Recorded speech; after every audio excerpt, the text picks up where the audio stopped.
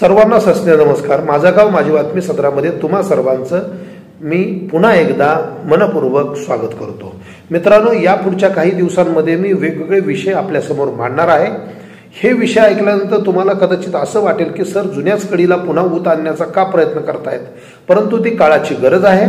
काही लोक मला आवर्जून आता भेटल्यानंतर असं विचारतात की सासकल ग्रामपंचायतीने जो भ्रष्टाचार केला होता, जे विद्यमान सरपंच आणि त्यांचे काय मागची बॉडी असेल, ह्या बॉडीनं जो काय गावामध्ये अनेक मुद्द्यांमध्ये भ्रष्टाचार केला होता, त्यातले तुम्ही जे 11 मुद्दे उपस्थित केले होते त्या 11 मुद्द्यांचं पुढं काय झालं, अशा स्वरूपाचे अनेक प्रश्न मला लोक विचारतात. आणि त्या अनुषंगानं उत्तर देणं हे सासकल जन आंदोलन समितीचा प्रवक्ता म्हणून किंवा एक सुज्ञ नागरिक म्हणून मला ते गरजेचं आहे. म्हणून मी आज एका विषयावरती आज बोलणार आहे आणि सलग 11 मुद्दे जे आपले आहेत त्या 11 मुद्द्याचं सुद्धा विश्लेषण आपल्यासमोर करणार आहे. मित्रांनो, या ठिकाणी हे का झालं, हे असं का होतं? ज्यावेळेस इथले राजकर्ते किंवा लोकप्रतिनिधी नालायक असतात, त्यांच्यामध्ये कुठल्याही प्रकारचं विजन आणि मिशन नसतं, गावच्या विधायक विकासाचं कुठलंही स्वप्न त्यांच्यामध्ये नसतं, त्यांच्यामध्ये आलेल्या कामातून टक्केवारीमध्ये पैसे घेण्याचंच जेवढं तंत्र राहतं, असं राहिल्यामुळं गावचा विकास विधायक विकास खुंटलेला आहे. जे आम्ही भ्रष्टाचाराचे आरोप केले ते नाकारू शकत नाहीत. या ठिकाणी पैसे देऊन अधिकारी मॅनेज करून अधिकाऱ्यांना पैसे देऊन, म्हणजे सर्जेराव पाटील सारखा बीडीओ जो मान तालुक्याचे बीडीओ होते, त्यांनी मला चौकशीच्या वेळेस एक प्रश्न विचारला होता की फलटण तालुक्यातले अधिकारी चांगले आहेत का मान तालुक्यातले अधिकारी चांगले आहेत, कारण तुमचा दोन्हीकडे काम करण्याचा अनुभव आहे, तर मला तुम्ही सांगा. असा ज्यावेळेस मला त्यांनी प्रश्न विचारला होता तेव्हा मी त्यांना उत्तर असं दिलं होतं, ठीक आहे म्हणलं, फलटणच्या अधिकाऱ्यांनी आतापर्यंत जर हे प्रकरण तडीस लावलं असतं तर या ठिकाणी ज्यांनी भ्रष्टाचार केलाय त्यांना पदावरून जावं लागलं असतं आणि या ठिकाणी विधायक विकासात काम करणारे चांगले प्रतिनिधी निवडून आले असते, मी असं त्या ठिकाणी सांगितलं.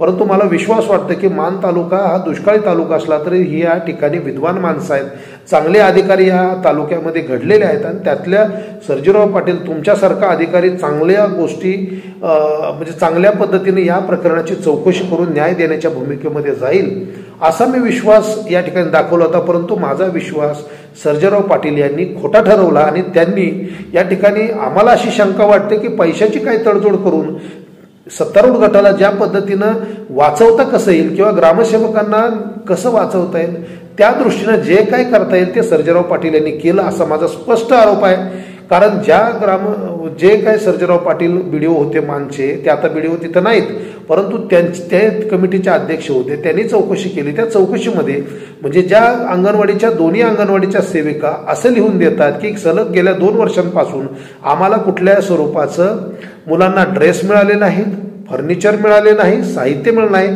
फक्त खेळण्याचा संच मिळाला होता, तेही आम्हाला दोघीमध्ये अर्धा वाटून दिला, असं लेखी त्या दोघींनी आमच्याकडं माहितीच्या अधिकारात दिलेलं असताना त्या ठिकाणी मात्र भ्रष्टाचार झाला नाही असं कमिटी सांगते. दुसरी गोष्ट, 45,000च्या वरची खेळणी जिल्हा परिषद शाळेला देण्यात आली होती, त्या शाळेमध्ये एकही खेळणं नव्हतं.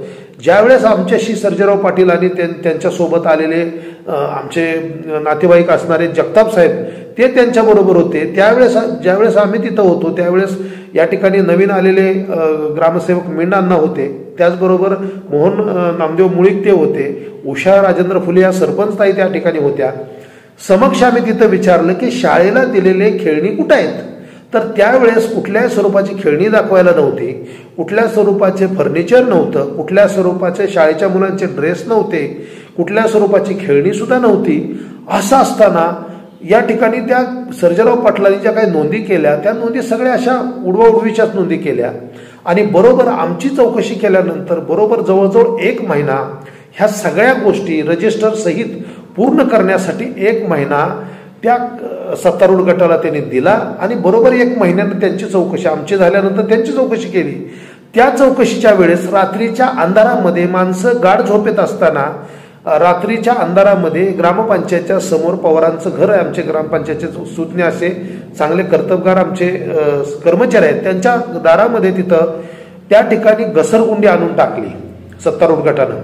आता ही घसरगुंडी म्हणजे शाळेला ऑलरेडी घसरगुंडी आहे, शाळेची कुठलीही मागणी नाही आणि कुठलंही शाळा व्यवस्थापन समितीनं मागणी पण केलेली नसतात, तिथं घसरगुंडी आणून रात्रीच्या अंधारामध्ये आणून टाकली. त्याला साधा प्रायमर सुद्धा दिलेला नव्हता, परंतु खेळणं दाखवायचंय म्हणून तिथं आणून पडलं. ज्या दिवशी या सर्जेराव पाटलांनी त्या जे ज्यांच्यावर आरोप आहे त्यांच्या समक्ष तिथं त्यावेळेस पाहणी केली, त्यावेळेस मात्र तिथं बेंच मुलांसाठी आले, कपडे त्या ठिकाणी आणली गेली. मग ज्यावेळेस आम्ही विचारलं तेव्हा ते साहित्य कुठं गेलं होतं याचं उत्तर हे सर्जेराव पाटलांनी आम्हाला द्यायला पाहिजे होतं. परंतु सर्जेराव पाटील यासारख्या भ्रष्ट अधिकाऱ्यांनी या ठिकाणी आम्हाला, आमची शंका अशी आहे की त्यांनी पैसे घेऊन या ठिकाणी या सगळ्या बॉडीला आणि अंगराज खशाबा जाधव जे विद्यमान तत्कालीन ग्रामसेवकांना वाचवण्याचं काम केलेलं आहे. आणि हे सत्य आहे, ह्याच्यात कुठलंही. आता परसबागांचे चेक काढलेत, गप्पी मासे, आम्ही म्हणतोय ना, आम्ही आज पण म्हणतोय आम्हाला गप्पी मासे सेंटर दाखवा. आज बी आम्ही म्हणतोय आम्हाला शाळेला दिलेली खेळणी दाखवा. आजही आम्ही म्हणतोय की या ठिकाणी तुम्हाला जे काही परसबाग आहे त्या दाखवा. तुम्ही परसबागेचे चेक काढले, तुम्ही गप्पी मासे सेंटरला आणलेल्या टाक्यांवरती रंगकाम करणं, त्याचे स्लोगन लिहिणं, त्याचे सुद्धा तुम्ही बिलं काढली, पण ते कुठे आहे आज पण आम्हाला ते बघायला मिळत नाही. आणि म्हणून अशासारख्या कमिटीच्या भ्रष्ट अधिकाऱ्यांना आणि त्या तत्कालीन जे काही व्हिडिओ होत्या त्या अमिता गावडे, डॉक्टर अमिता गावडे, त्या इथल्या फलटणमधल्याच त्या होत्या, त्यांनी तरी या प्रश्नी लक्ष घालण्याची गरज होती, पण दुर्दैवानं ते घातलं नाही. आणि म्हणून सर्जेराव पाटील सारख्या एका भ्रष्ट अधिकाऱ्याने याची चौकशी नीट न केल्यामुळं, परंतु पुरावेच आमच्याकडे असे होते की त्या पुराव्यांचा ते नाकारू तर शकत नव्हते की भ्रष्टाचार. मग पण भ्रष्टाचाराच्यातून त्यांना कसं बाहेर काढता येईल हे काढण्याचं, म्हणजे जो अंगराज खशाबा जाधव रजिस्टर घरी घेऊन चोरून घेऊन जातोय, एक रजिस्टर घाळ होते असं मिंडांना सांगतायत, आणि तेच रजिस्टर तो अंगराज खशाबा जाधव हा पोस्टानं पाठवतोय ग्रामपंचायतच्या पत्त्यावर. म्हणजे हे कशाचं धोतक आहे, हे सरळ उघड या ठिकाणी हे भ्रष्टाचार झाल्याचंच हे पुरावे आहेत. परंतु कसं आहे की आमचे ग्रामस्थ, आमचे गावकरी गाढ झोपेमध्ये आहेत. काय होतं, आमच्या ग्रामस्थांमध्ये काही ग्रामस्थ जागृत होतात, मग जागृत झाले की ते आम्हाला सपोर्ट करायला लागतात, आमच्या मागं उभे राहतात. आणि मागे उभे राहिलं की मग ते आमच्या ग्रामस्थांना काय केलं जातं, हां तुला काय पाहिजे, सोसायटी पाहिजे, मग ये आमच्याकडं. मग सोसायटीची कर्ज त्यांना दिली जातात, बियाणं दिलं जातं, अवजारं दिली जातात. आणि ती माणसं, आमची जी माणसं आहेत, आम्हाला जी या भ्रष्टाचाराच्यामध्ये मदत करणारी माणसं आहेत, ती बरोबर आपल्याकडे घेतली जातात. आणि अशा पद्धतीनं गाव लुटून खाण्याचं काम. आणि मात्र शेंडा तर असा मिरवतात की आम्ही कुठं काय केलंय. अरे मग कुठे ते गप्पी मासे सेंटर दाखवा आम्हाला. शाळेला दिलेली 45,000च्या वरची खेळणी कुठं आहेत, परसबागांना तुम्ही ज्यांना परसबागेचे चेक काढले त्या परसबागा कुठं आहेत दाखवा आम्हाला एकदा. स्मशानभूमीच्या त्या ठिकाणी त्या 2 टाक्या आजही तशाच आहेत. स्मशानभूमीचा विकास कुठलाच झालेला नाही. जी इमारत आमची जी नेहमीच्या वापरात आहे, ज्या इमारतीमध्ये बुद्धाची मूर्ती बसवलेली आहे, जे विहार आहे आमचं, त्याची मोडकळीस आलेली गोष्ट सोडून तुम्ही जुनं एका वेळेस समाज मंदिर म्हणताय, दुसऱ्या वेळेस बुद्ध विहार म्हणताय. आणि ज्यावेळेस सगळं प्रकरण चौकशीला आलं की तुम्ही त्या ठिकाणी 8चा उतार्यावरती त्याचं बुद्ध विहारच म्हणजे समाज मंदिर म्हणजेच बुद्ध विहार असं सांगून आमची समजूत काढताय. अरे एवढं तरी धुवून खायचं नसतं रे गाव बाबांनो. तुम्हाला सत्तेवर बसवलं म्हणजे तुम्ही काय सगळं गाव धुवून खाण्यासाठीच बसवलं होतं का. आणि वर्ण तुम्ही म्हणता की आम्ही काय भ्रष्टाचार केला नाही. थोडे तरी तारतम्य भाव ठेवा. किती खोटं बोलाल, किती खोटं बोलाल. 1,95,000 या जुन्या इमारतीवरती खर्च केलाय तुम्ही. एकदा तुम्ही खर्च केला मौजे सासकलेतील समाज मंदिर दुरुस्त करणं, पुन्हा तुम्ही खर्च केला तीच इमारत मौजे सासकलेतील बुद्ध मंदिर दुरुस्त करणं. आणि जेव्हा आम्ही चौकशी लावली की तेव्हा मात्र तुम्ही काय म्हणताय, हे 8ला आम्ही ते समाज मंदिरच बुद्ध मंदिर म्हणून दाखवलं. मग समोर ती इमारत आहे ती काय, आज तिची अवस्था वाईट आहे. आम्ही मागणी केली नव्हती, जनतेनं मागणी नाही, आमच्या तत्कालीन सदस्यांनी मागणी केली नव्हती. ठरलं होतं काय की 14व्या वित्त आयोगातनं त्या इमारतीच्या मागच्या बाजूला या ठिकाणी चबुतरामध्ये गोल घुमट बांधायचा होता आणि उरलेलं काम आम्ही टप्प्याटप्प्यानं करून तिथं प्रॉपर बुद्धविहार उभं करायचं होतं. पण हे सगळं राहिलं बाजूलाच, कारण अधिकारी अभियंता जे होते गरुडराव साहेब इथं आले होते, ते बी आपल्या अधिकाऱ्यांना वाचवून ते बी निघून गेले. हे बरोबर आहे, ते बरोबर आहे, ते बरोबर. अरे तुम्हाला ती मागणीच जनतेची नाही, आराखड्यात ते दुरुस्त करण्याचा आराखडाच नाही. त्या ठिकाणी लोकांची मागणी वेगळी आहे, तुम्ही वेगळंच करून बसलेला आहात. 1,95,000 समाजाचे तुम्ही आमचे मातीत घातलेले आहेत. जसं आमचा साकाऊ पूल होता एका बाजूला नेला दुसरीकडं, तो पहिल्याच पावसात गेला. 26 लाख रुपये आमच्या पाण्यात गेलेले आहेत. आणि म्हणून हे लोकांना बोलायचं नाही तर कुणाला बोलायचं. जे बोलतायत, जे आम्हाला सपोर्ट करतायत त्यांना सोसायट्या द्यायच्या, या आमच्याकडं. पुढच्या निवडणुकीची तयारी, पुन्हा तुम्हाला सत्ता पाहिजे. कशासाठी? तुम्हाला जर गावचं विकास काम करायचं नसेल तर बाजूला व्हा. जो रस्ता आता सांगितला जातो मुख्यमंत्री योजनेतनं जो आला गावामध्ये, सासकल पाटीवरून सासकल गावठाणात येतोय रस्ता गिरवी रोडकडून, आम्ही टेप घेऊन मोजला, कुठं 12 फूट, कुठं 13 फूट, कुठं 15 फूट. अरे काय चाललंय काय? आणि जेव्हा आम्ही टेपनं मोजला, आम्ही जेव्हा तक्रार अर्ज दिली, ते सगुणा माता कन्स्ट्रक्शनवाल्यांना सांगितलं की रस्ता एस्टिमेट प्रमाणे जर झाला नाही तर मग तुझी आमची गाठ आहे, तुझे बिल कसं निघतंय ते आम्ही बघू. मग त्यानंतर मात्र मग रस्ता रुंदवायला सुरुवात झाली. आणि त्यातले बी काय लोकप्रतिनिधी आपलं कसं रान वाचलं आणि दुसऱ्याकडे कसा रस्ता दाबता येईल या दृष्टीने सुद्धा प्रयत्न झालेले आहेत. त्याच्यात एका दुसरा पूल तर कॅन्सलच झालेला आहे, तो जाऊ द्या, शेतकऱ्यांचं नुकसान होऊ नये म्हणून तो केला असेल. परंतु रस्त्यावरती आम्ही लक्ष घातलं, आम्ही तो रस्ता एस्टिमेट प्रमाणे करण्यास भाग पाडलं, दबाव तंत्र वापरलं आणि तो रस्ता झालेला आहे. या ठिकाणी शाळेच्या इमारतीचं काय सलग 2-2.5 वर्ष झालं, त्याचं कुणीच निर्लेखन करणार. ग्रामपंचायतनं हातवर करायचं, शाळेनं हातवर करायचं.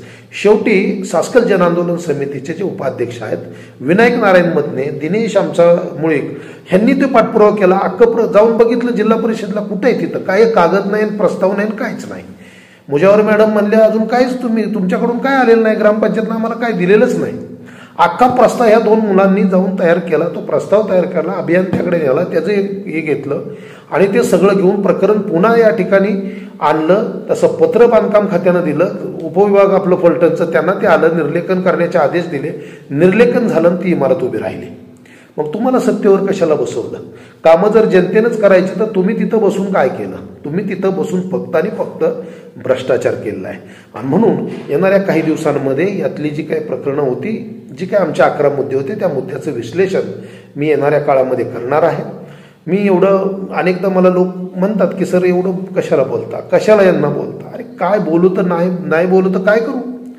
त्या पाण्याच्या टाक्या दोन्ही स्मशानभूमीत नेऊन ठेवल्या, तर त्याला काही कनेक्शन द्या, त्याचं काहीतरी करा, त्याला फाउंडेशन करा, त्याला कनेक्शन द्या.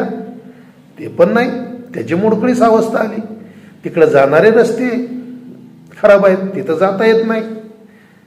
जे आता जलजीवन मिशनचे खोदले रस्ते, त्याचे ते सगळे अख्खे रस्ते उकरलेले आहेत. जिथं जिथं पाणी साठतंय त्या ठिकाणी मुरुम टाकायची गरज होती, ते नाही झालेलं. मग केलं काय तुम्ही काहीच केलं नाही. तुम्ही फक्त ज्यातून आपल्याला 2 पैसे कसे मिळतील, दादासाहेब मुळकांच्या इथला बंधारा, त्याची 30 तारा, कुठलंही काम चांगल्या पद्धतीचं गुणवत्तेचं केलं नाही. सत्तेमध्ये आम्ही पण राहिलेलो आहे.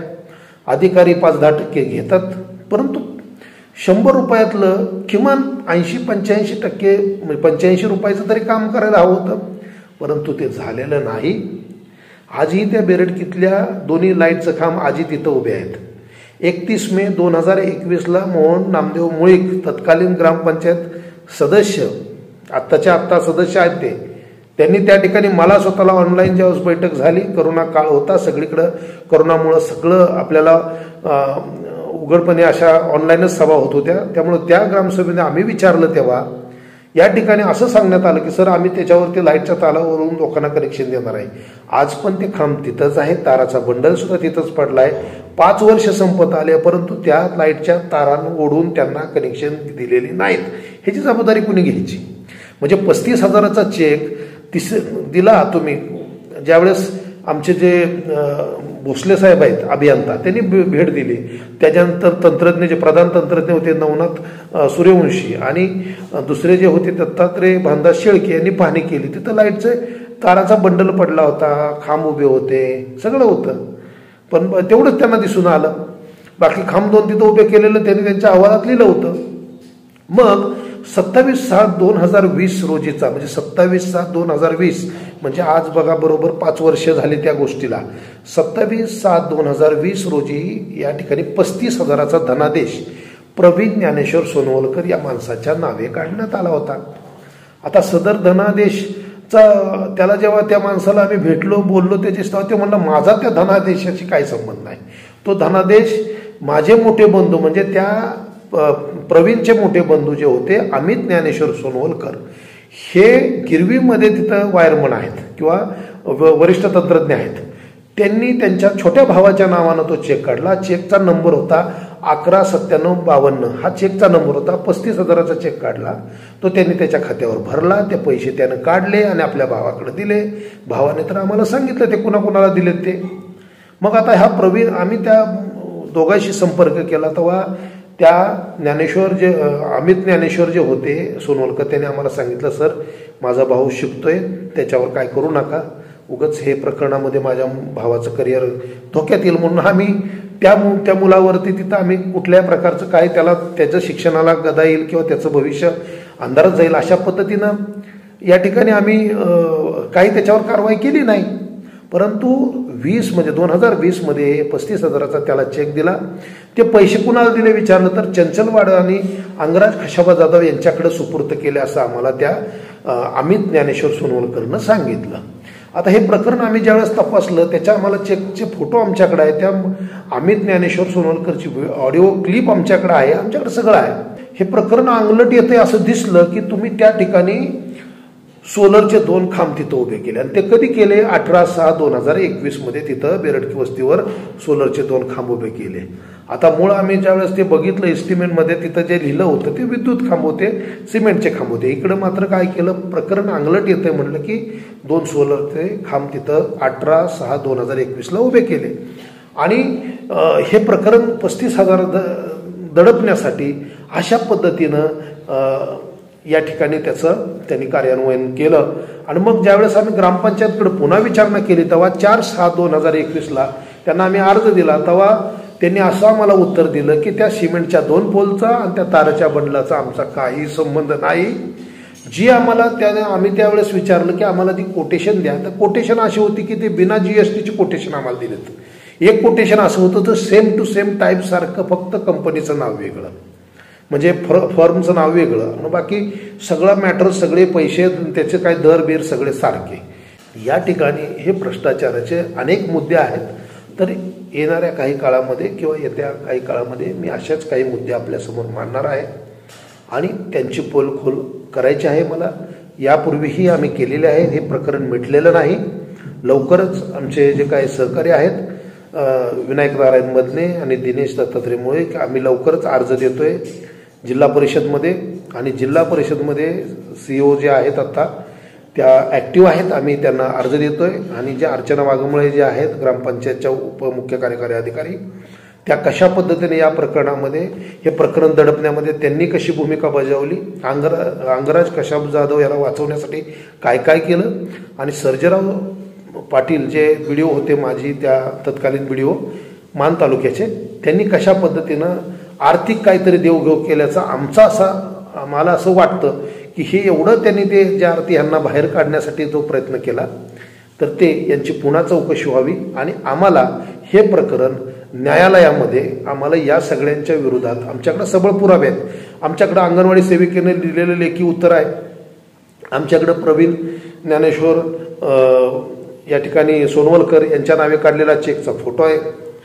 त्याच्यानंतर आमच्याकडे अमित ज्ञानेश्वर सोनवलकर यानं तो चेक वटवून ते पैसे दिलेलं सगळं आमच्याकडे त्याच्या ऑडिओ क्लिप आहे. आमच्याकडे सगळे लेखी पुरावे आहेत. किर्द आहे. किर्दमध्ये कशा पद्धतीनं गप्पी मासा सेंटरवर खर्च केला ते आमच्याकडे आहे. त्याच्यानंतर परसबागेचे चेक कसे दिलेत ते आमच्याकडे आहे. त्याच्यामुळं पर्याप्त पुरावे आमच्याकडे आहेत. आम्हाला माहीत आहे की प्रशासकीय अधिकारी किती जरी चौकशा लावल्या तरी आपल्याच लोकांना, अभियंता, मग सार्वजनिक बांधकामचे अभियंता असतील, ग्रामसेवक असेल, ह्या सगळ्यांना वाचवण्यासाठी त्यांनी खूप प्रयत्न केलेला आहे. काही जरी केलं तरी 11 मुद्द्यांमधल्या 9 मुद्द्यांमध्ये अनियमितता याचा अर्थ भ्रष्टाचार झालेला आहे. आणि तो भ्रष्टाचार दडपण्यासाठी अनेक गोष्टी केलेल्या आहेत.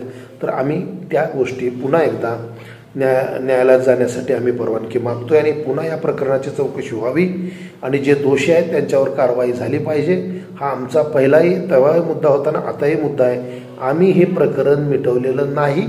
आधी पण मिटवलं नव्हतं, पुढंही मिटवणार नाही. याच्यात तडीशी जायचंय. ज्यावेळेस तडजोडीची भाषा ग्रामसेवक पण करतात, अनेक लोक आमच्याकडे करतात. म्हणजे ज्या ग्रामसेवकानं म्हणजे जे रजिस्टरच घाळ केलं होतं आणि ते रजिस्टर पुन्हा अंगराज खशाबा जाधवांनी पोस्टानं पाठवलं, आता जे मेंढ अण्णा आहेत त्यांच्याकडं. म्हणजे हे कुठंतरी काळं बैरं आहे आणि ते लोकांना माहीत व्हावं एवढाच माझा हेतू आहे. त्या दृष्टीनं आम्ही ती मांडत राहू. धन्यवाद.